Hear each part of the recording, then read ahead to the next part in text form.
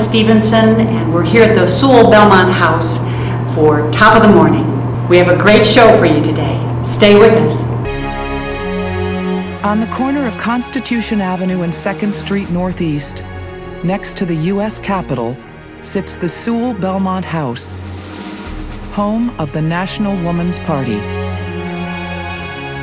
For more than 60 years, this house has been at the center of the American women's rights movement, a destination where activists congregate to fight for political, economic, and social equality for women. The Sewall Belmont House has been an integral part of the history of civil rights in America. July 1848, Seneca Falls, New York. Nearly 300 women and several dozen male supporters, led by Elizabeth Cady Stanton, gather at the first Women's Rights Convention. They issue a resolution, the Declaration of Sentiments. It states all men and women are created equal and includes a radical demand for the universal right to vote. It is the first battle cry for women's suffrage, and it will be decades before victory is declared. Success will come from a brave new generation of activists who are sophisticated, savvy, and determined to make real change for women in America. Their leader is a 29-year-old Quaker named Alice Paul. March 3, 1913, the day before Woodrow Wilson's presidential inauguration. Thousands of women assemble at Alice Paul's urging and march down Pennsylvania Avenue. They're demanding the right to vote. It is a spectacle never before seen in the nation's capital. But as the march proceeds, violence erupts. The crowds trip, grab, and shove the marchers, shouting obscenities at them. The police refuse to intervene, and the cavalry must be called in to crush the riot. In the end, 100 people are hospitalized. But the media coverage brings this story to the national stage, exactly as organizers had planned. Alice Paul and her fellow activists have waited long enough for meaningful change. They found the National Woman's Party and are determined to do whatever it takes to achieve the ultimate goal, a constitutional amendment granting women the right to vote. Energized by media coverage of the parade, Alice Paul follows up with another kind of publicity stunt. All-female automobile tours, some coast to coast, on roads that are rarely paved. In 1917, Alice Paul plans the party's most daring media blitz, a picket of the White House, the first group ever to do so. Women carry banners criticizing the president. But World War I is raging overseas, and dissent against the government is seen as treasonous. The pickets spark riots among onlookers, and Wilson orders the women arrested. In all, some 2,000 women picket. A quarter of them are detained on a charge of obstructing traffic. In prison, they are badly mistreated, some even beaten unconscious. They go on hunger strikes to protest. In response, prison guards force-feed them, violently shoving tubes up their noses and down their throats. Lucy Burns, co-founder of the National Woman's Party, and others detail the brutality on scraps of paper smuggled out of prison and into the hands of reporters. The articles they write mobilize supporters across the country. Amid public pressure, the president backs down. The women are set free and immediately cross the country by train to further promote their cause. A few weeks later, Wilson decides to back the constitutional amendment to give women the right to vote. For the next 20 months, members of the National Woman's Party fight for the Susan B. Anthony Amendment in the House, the Senate, and finally, state by state. More than 70 years after the battle began, the 19th Amendment is ratified, becoming law on August 26, 1920. For the first time in American history, the country's 20 million women have the legal right to vote. For Alice Paul and members of the National Women's Party, however, the struggle for equality is far from over. In 1929, the NWP purchases one of Washington's most prominent houses, located just a block from Congress. From this house, members of the party draft more than 600 pieces of legislation in support of women's issues at the local, state, and federal level, half of which are passed. For years, they lobby to pass the Equal Rights Amendment and back campaigns to get women elected to office. Their work continues for decades. Today, the Sewall Belmont House stands as one of the nation's most important monuments to the ongoing battle for equality for women and to the dramatic achievements of the National Woman's Party.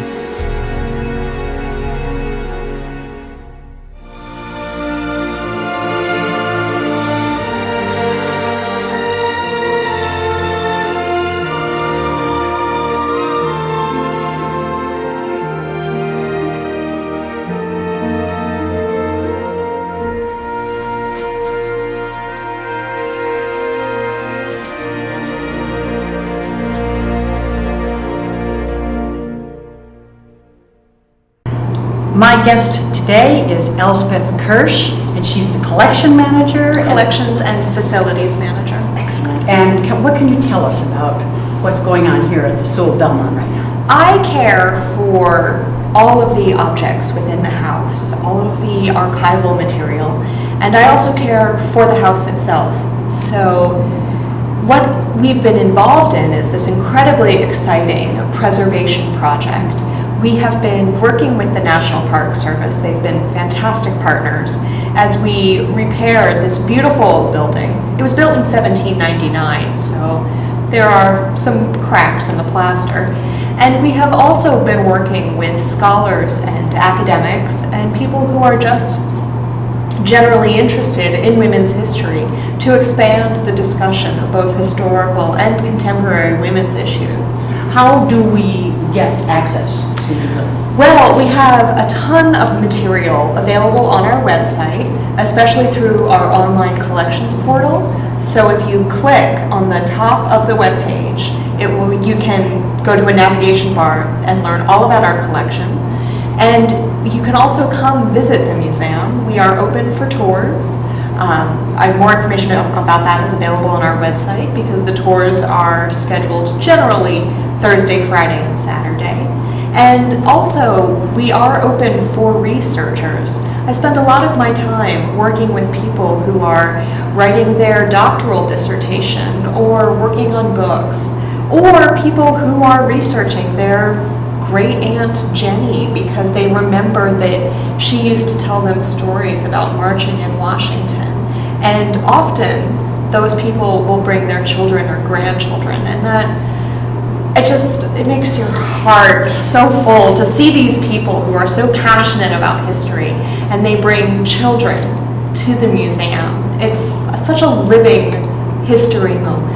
It's wonderful to actually be here in person to see it. You can look online, which is wonderful, but to be able to experience the whole feeling of the museum and the house, the historical museum, and the artifacts as well. What are some of your favorites? Oh my gosh, that's like trying to pick a favorite color.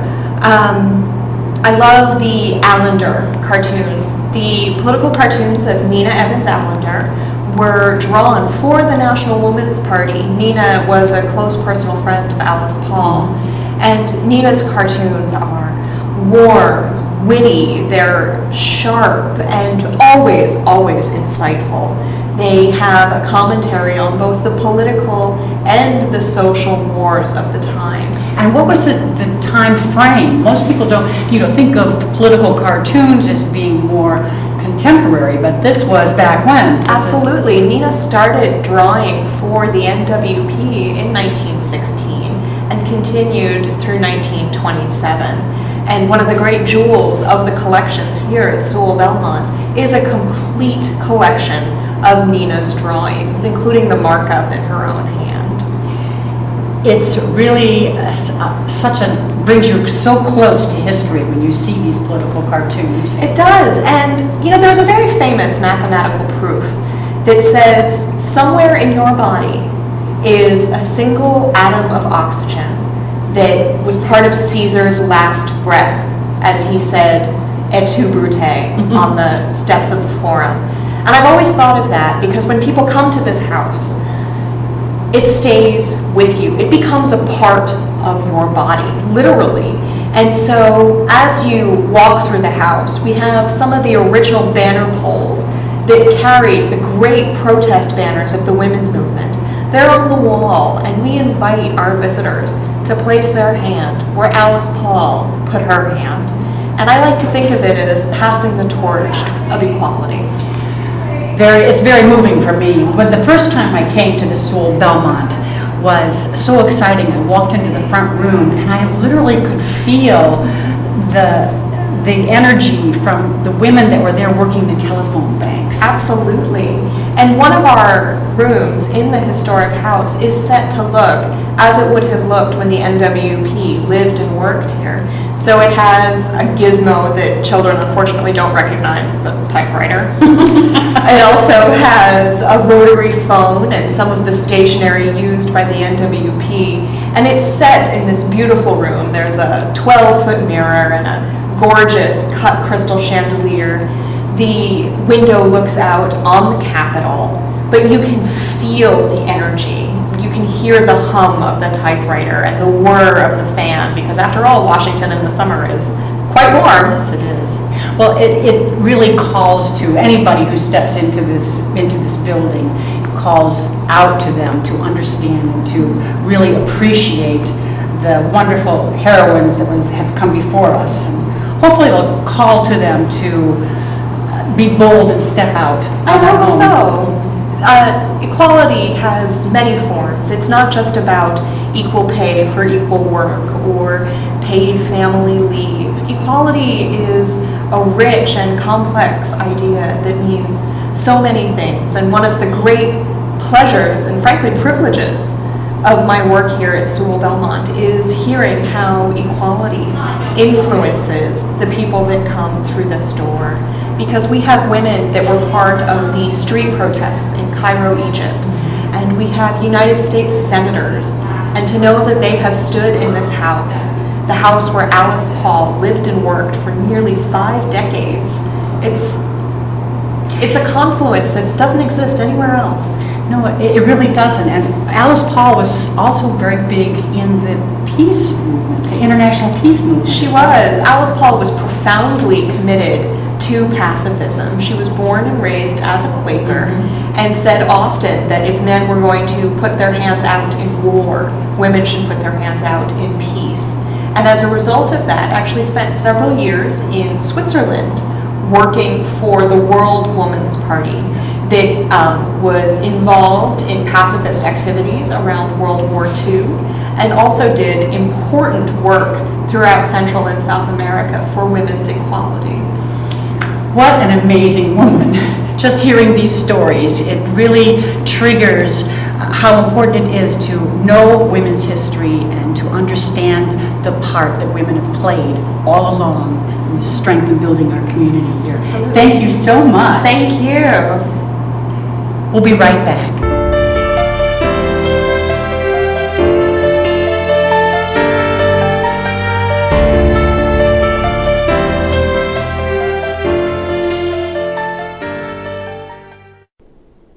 On January 10th, 1917, the nation was shocked when women suffragists began to demonstrate. It was the first time a picket had ever been conducted at the White House. The New York Times described it as petty and monstrous. Others called the picketing a piece of impudence, deluded, and dangerous. The nation, one editor wrote, is shamed. For their brazen gesture, 97 suffragists were jailed for 6 months without a trial. Their arrest was eventually declared illegal, and the right to protest in front of the White House confirmed.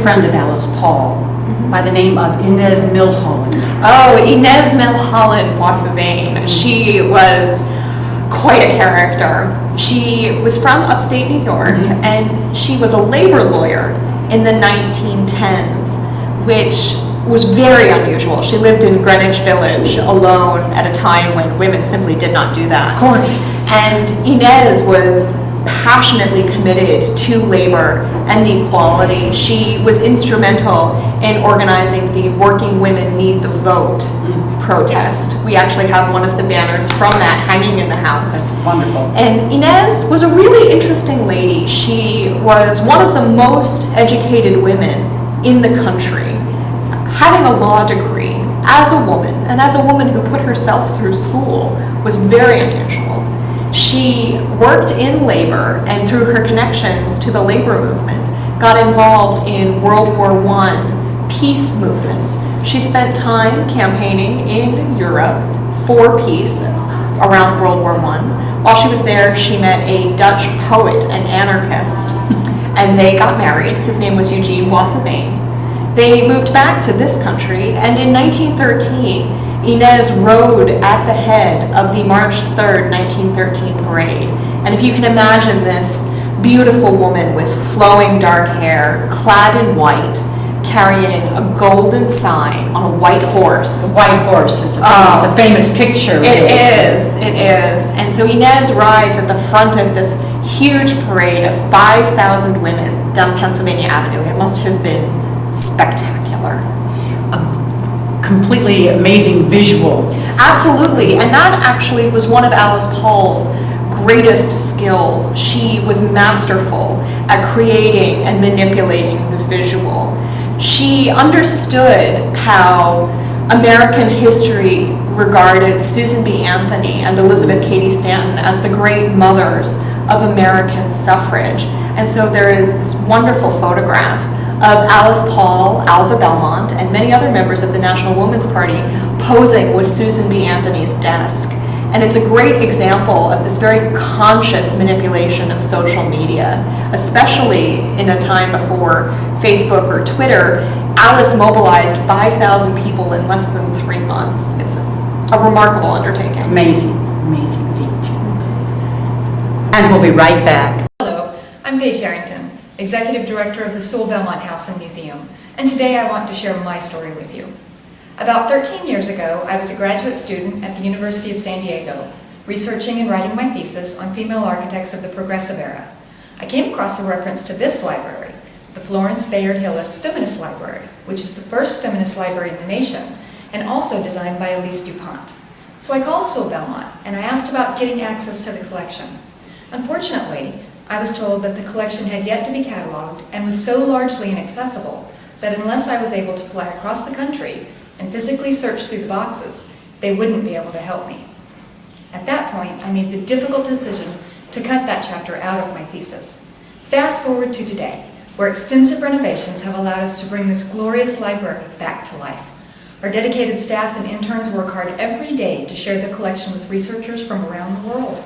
I'm delighted to share that the entire collection of National Woman's Party papers are now digitized. That means we're well on our way to creating a searchable database, making this material and this history available for the first time. It's an exciting time to be here at Sewall Belmont and an exciting time to be a supporter of women's history. Help us continue to share these stories of the incredible community of women. Please make a contribution to the Sewall Belmont House and Museum today. Thank you. Welcome back. We're here at top of the morning, actually at the Sewall Belmont House and Museum with Elspeth Kirsch. Elspeth, I saw a picture of Lucy Burns downstairs. Can you tell me a little bit more about her? I love Lucy, which I know sounds like a joke, but it really isn't. It's wonderful. I just love her. She was a fiery redhead, a Catholic woman from Brooklyn. Her father was a banker, and so she grew up in a very socially involved and committed family. She was Irish Catholic. And when Lucy got involved in women's suffrage, she didn't just put a toe in the water. She leapt in with both feet. She was instrumental in the March 3rd, 1913 parade down Pennsylvania Avenue. Lucy was a passionate advocate for women. She spoke widely in both secular and religious venues, which was unusual, and also was so committed to suffrage that she has the somewhat remarkable distinction of spending the most time in jail. She and Alice Paul met in prison in England. They were both suffragettes in England.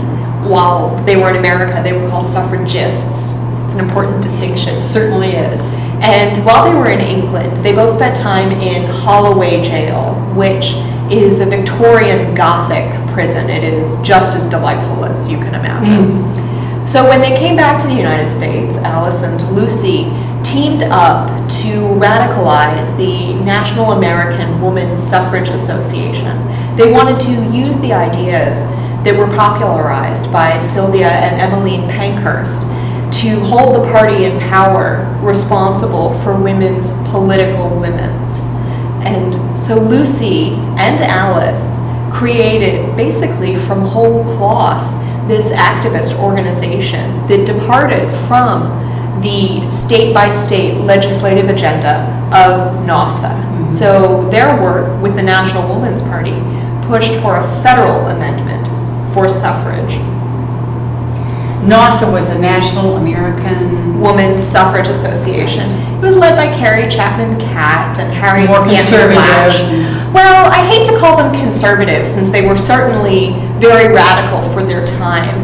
They had a different method of working to achieve suffrage. By 1910, women could vote in very few states, mostly in the West. So NASA was not the most efficient agitator for women's suffrage.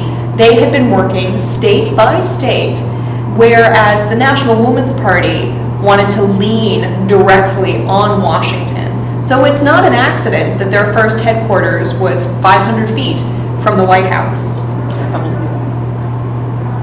We'll be right back.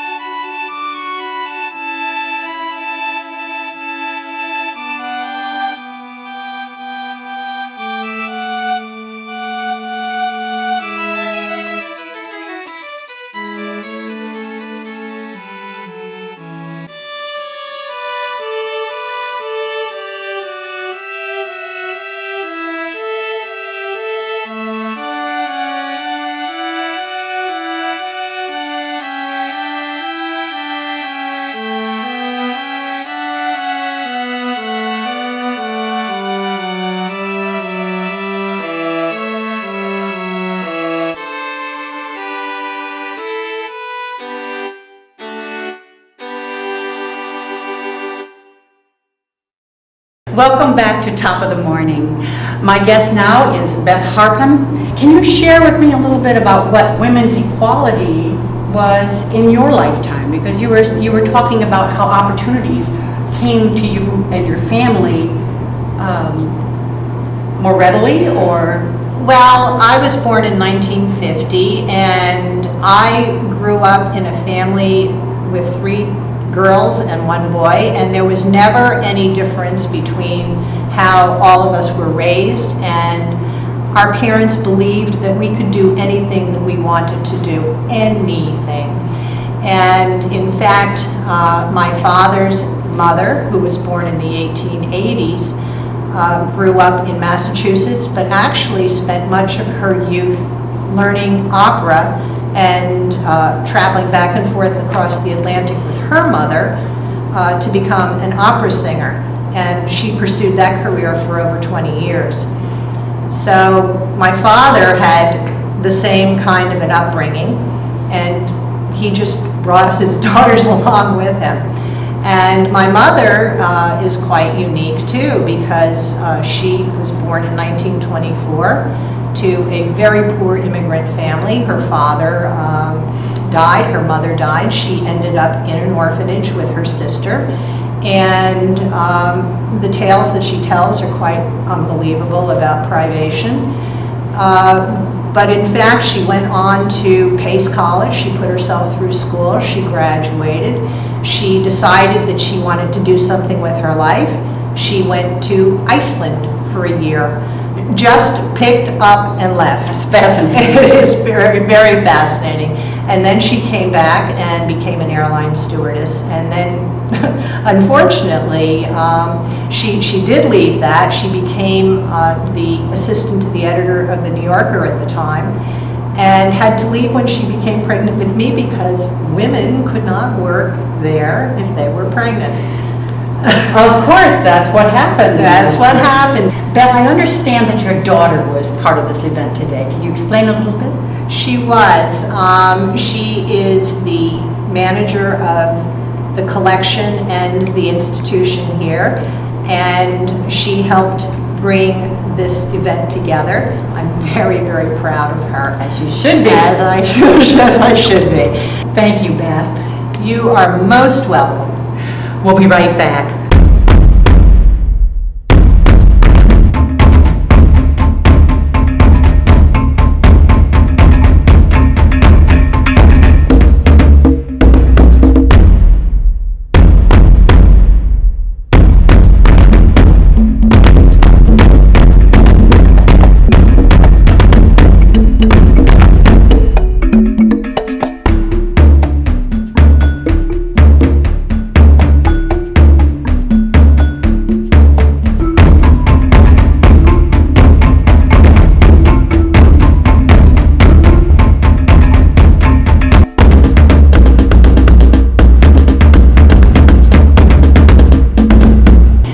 Welcome back to Top of the Morning. We're here at the Sewall Belmont House and Museum with Elspeth Kirsch.